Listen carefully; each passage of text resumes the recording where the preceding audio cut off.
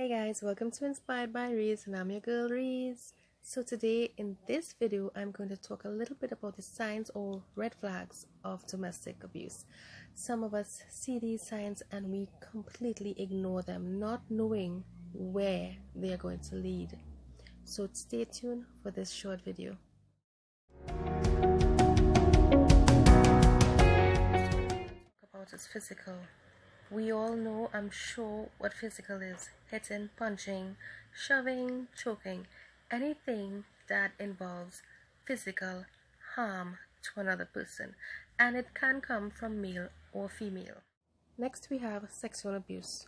That can come from your partner. Any sexual behavior that is forced upon another person or the other person being taken advantage of, it is sexual abuse. So you need to pay close attention to that. Next we have financial abuse, which can also come in many forms. If your partner does not want you to work or be financially stable, if your partner doesn't allow you to spend your money the way you would like, if your partner controls your money or takes your money without you asking, if your partner doesn't want you to have an account on your own, all these things contribute to financial abuse.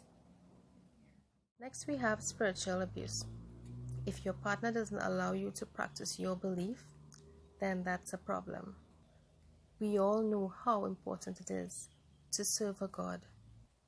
If they forces your children to take sides or even isolate you from your belief or from your religious community, spiritual abuse.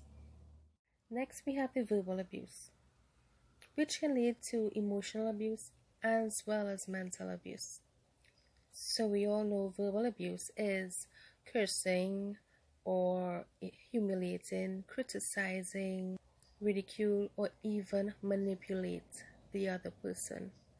They always want to have control over that person, how they feel, and they will make them feel as low as they can. They will intimidate you in any and every way possible just to make themselves feel good or to have control over you. Stalking and harassment, serious things to look at. If the person is following you or putting people to follow you wherever you go, checking your phone or constantly behind you when you're on a phone call, listening to your conversations, checking your Facebook or commenting on your Facebook posts or any Facebook posts to bully you online. Isolation. They isolate you from your friends and family, people close to you. They don't want you going anywhere. They don't want you spending time with anyone. They want to make sure that they have you on a lockdown.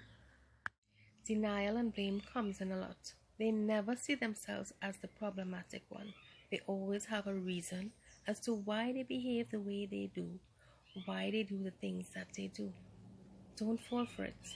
Abusers have so many tactics that they use to control you, right? They find all sorts of things. Anything that can intimidate you, they have a complete control over you.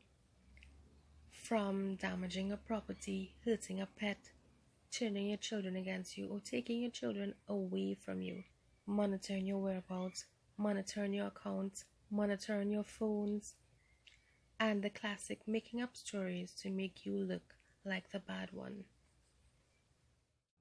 With these tactics, you start feeling depressed, you start feeling anxious, you start thinking suicidal thoughts, you feel worthless, you injure yourself, you are submissive.